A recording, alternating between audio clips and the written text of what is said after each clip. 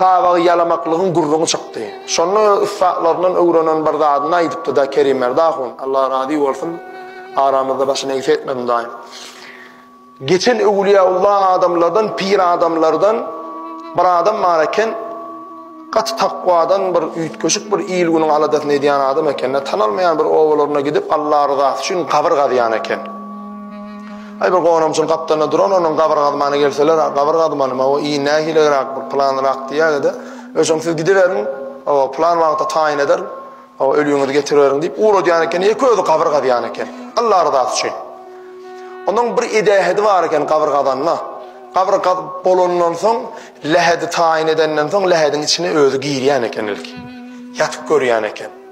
Niyesi oýurak, niyesi deperek, rahatsyz bolsa şu taýyny gowlap, tekizlep taýinleýän eken. Edil özü ýatjak ýalyp şu lehedi taýinleýär diýede.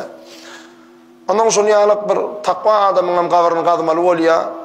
Ondan soň lehedini giyip barlap durqa lehedin içine yatfa, ne rahatladı, ne govav, o yer yağışık yer yok o deyip rahatladım diyenine bir doğducuğunu bir damcı su damya.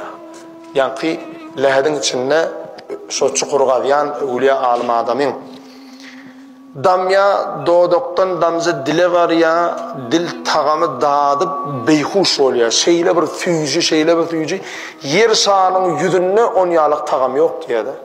Son tagamın yekece damca tagamın lezzetine beyhuş olsa lehedin içinde uflak kalıyor.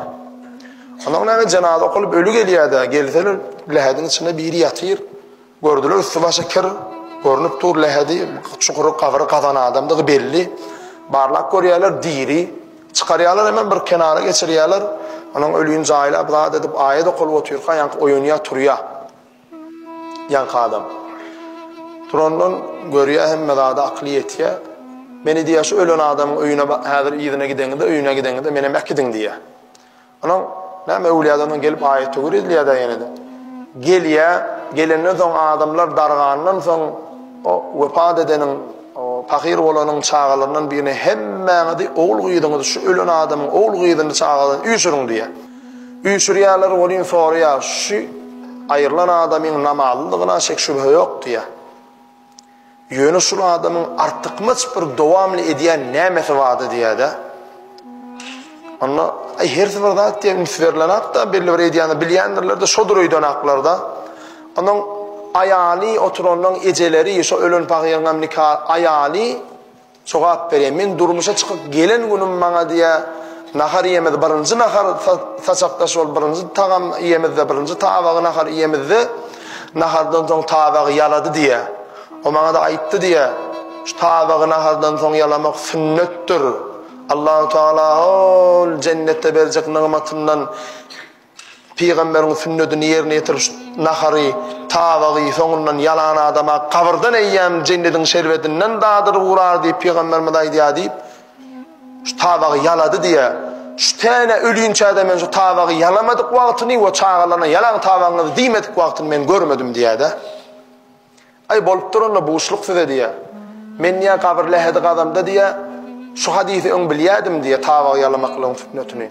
Şu kabirde şervedem dağdılya diyen fikrim şu tadı içinden geçen mi olmalı Allah'ın dostu da. Şol kabirdaki sizin kakanıdın dağıtmalı o cennetteki damcalarından birce damcanı Allah Teala bana da nesip etti diye de. Kabirde diye o cennetin şervetinden şu otur arkayın olun diye de. Şunun için tabağı yalamaklık Peygamber aleyhissalatu vesselam'ın sünneti ve Allah'ın feyni cemaat.